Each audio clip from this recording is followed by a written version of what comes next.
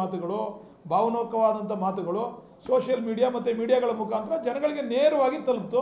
ಅದರ ಪ್ರತಿಫಲ ಅವ್ರಿಗೆ ಸಿಕ್ತು. ನಾವು ತಲೆ ಮೇಲೆ ಹೊತ್ಕೊಂಡು ಅಭಿವೃದ್ಧಿ ಮಾಡೋಕ್ಕೆ ಹೋದ ನಮ್ಗೆ ಅದು ಪ್ರತಿಫಲ ಸಿಕ್ಕಲಿಲ್ಲ, ಅಷ್ಟೇ ವ್ಯತ್ಯಾಸ. ಅದು ನನಗೆ ಹೇಳಿರ್ತಕ್ಕ ನನ್ನ ಸ್ನೇಹಿತ ನಿನ್ನೆ ನನಗೆ ಹೇಳಿದಂಥದ್ದು, ತಲೆ ಮೇಲೆ ಹೊತ್ಕೊಂಡು ಮಾಡೋಕೆ ಹೋಗ್ತೀರಿ ನೀವು ಅಭಿವೃದ್ಧಿ ಅಂತ. ಬೆಳಿಗ್ಗೆ ಎದ್ದು ಜನ ಅಂತೀರಾ ನೋಡಿ, ಏನೂ ಇಲ್ಲದೆ ಬರೀ ಮಾತುಗಳಲ್ಲೇ ಚುನಾವಣೆ ಗೆಲ್ಬೋದು ಅಂತಕ್ಕಂಥದ್ದನ್ನು ತೋರಿಸ್ಕೊಟ್ರು. ಮೀಡಿಯಾ ಮತ್ತು ಸೋಷಿಯಲ್ ಮೀಡಿಯಾಗಳ ಮುಖಾಂತರ ಚುನಾವಣೆ ಗೆಲ್ಬೋದು, ನೀನೇನು ಹೋಗಿ ಕಷ್ಟಪಡಬೇಕಾಗಿಲ್ಲ. ರಾಮನಗರದಲ್ಲಿ ಯಾವತ್ತಾದರೂ ಕುಮಾರಸ್ವಾಮಿರವರು ಒಂದು ಸಭೆ ಕರೆದು ಜನಗಳ ಕಷ್ಟ ಕೇಳಿರೋಂಥದ್ದು ಉದಾಹರಣೆ ಇದೆಯಾ? ತಾಲೂಕು ಆಫೀಸಲ್ಲಿ ಕೂತ್ಕೊಂಡು ಒಂದು KDP ಮೀಟಿಂಗ್ ಮಾಡಿ ಜನಗಳನ್ನ ಏನು ನಡೀತದೆ ಕ್ಷೇತ್ರದಲ್ಲಿ ಕೇಳೋಂಥ ಉದಾಹರಣೆ ಇದೆಯಾ? ಅದೇ ಜನ ಓಟ್ ಹಾಕ್ತಾ ಇಲ್ವ ಕುಮಾರಸ್ವಾಮಿಗೆ? ಏನು MP ಅವರು 24 ಗಂಟೆ DC ಆಫೀಸು, 24 ಗಂಟೆ AC ಆಫೀಸು, ಪೋಡಿ ಮಾಡಿದ್ದೀರಾ, ಖಾತೆ ಆಗೈತೆ ಎಲ್ಲ ಕೇಳ್ತಾರಪ್ಪ. ಏನು ಮಾಡಿದ್ರು ಜನ? ನೀವು ಕಷ್ಟಪಟ್ರಿ, ಅವ್ರು ಭಾವನಾತ್ಮಕವಾದಂಥ ಮಾತುಗಳಿಂದ ಓಟ್ ಹಾಕ್ಸ್ಕೊಂಡ್ರು. ನೀವು ಅದನ್ನು ಕಲ್ತ್ಕೊಳ್ರಿ ಅಂತ ನಮಗೆ ಬೈದರು ನಿನ್ನೆ. ನೀವು ತಲೆ ಮೇಲೆ ಹಾಕೊಂಡು ಅಭಿವೃದ್ಧಿ ಅಂತ ಹೋಗ್ಬೇಡಿ, ಅವ್ರಂಗೆ ಮಾತಾಡೋದು ಕಲ್ತ್ಕೊಳ್ಳಿ ಮೊದಲು. ನೀವು ಭಾಳ ಬುದ್ಧಿವಂತಿಕೆಯಿಂದ ಜನಗಳಿಗೆ ಭಾವನಾತ್ಮಕವಾಗಿ ಅವ್ರು ತಲುಪ್ತಕ್ಕಂಥ ರೀತಿಯಲ್ಲಿ ಮಾತಾಡೋದು ಕಲ್ತ್ಕೊಳ್ಳಿ.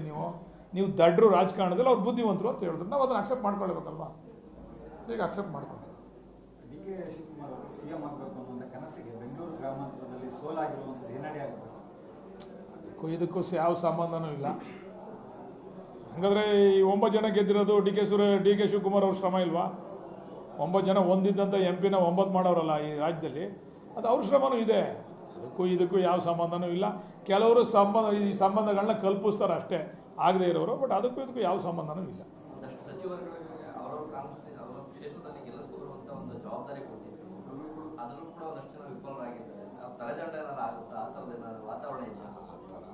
ನಾನು ಹೇಳಿಲ್ವ ನೋಡ್ರಿ, ಪಂಚಾಯಿತಿ ಚುನಾವಣೆಯಲ್ಲಿ ಓಟ್ ಹಾಕ್ತಕ್ಕಂಥ ರೀತಿಯೇ ಬೇರೆ, MLA ಚುನಾವಣೆಯಲ್ಲಿ ಓಟ್ ಹಾಕ್ತಕ್ಕಂಥ ಲೆಕ್ಕಾಚಾರಗಳೇ ಬೇರೆ, MP ಚುನಾವಣೆಯಲ್ಲಿ ಓಟ್ ಹಾಕ್ತಕ್ಕಂಥ ಲೆಕ್ಕಾಚಾರಗಳೇ ಬೇರೆ.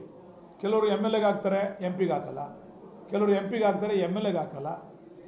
ಜನ ಬುದ್ಧಿವಂತರಿದ್ದಾರೆ. ರಾಜ್ಯಕ್ಕೆ ಯಾವ ಸರ್ಕಾರ ಬರಬೇಕು, ಕೇಂದ್ರಕ್ಕೆ ಯಾವ ಸರ್ಕಾರ ಬರಬೇಕು, ಕೇಂದ್ರದಲ್ಲಿ ಯಾರಿಗೂ ಒಳ್ಳೆ ಓಟ್ ಹಾಕಿದ್ರೆ ನಮ್ಗೆ ಒಳ್ಳೇದಾಗ್ತದೆ, ರಾಜ್ಯದಲ್ಲಿ ಯಾರು ಓಟ್ ಹಾಕಿದ್ರೆ ಒಳ್ಳೇದಾಗ್ತದೆ, ಆ ಒಂದು ಆಲೋಚನೆಗಳು, ಆ ಒಂದು ವಿಮರ್ಶೆಗಳು ಪ್ರತಿನಿತ್ಯ ಈ ರಾಜ್ಯದಲ್ಲಿ ನಡೀತಾ ಇರ್ತಕ್ಕಂಥದ್ದೇ.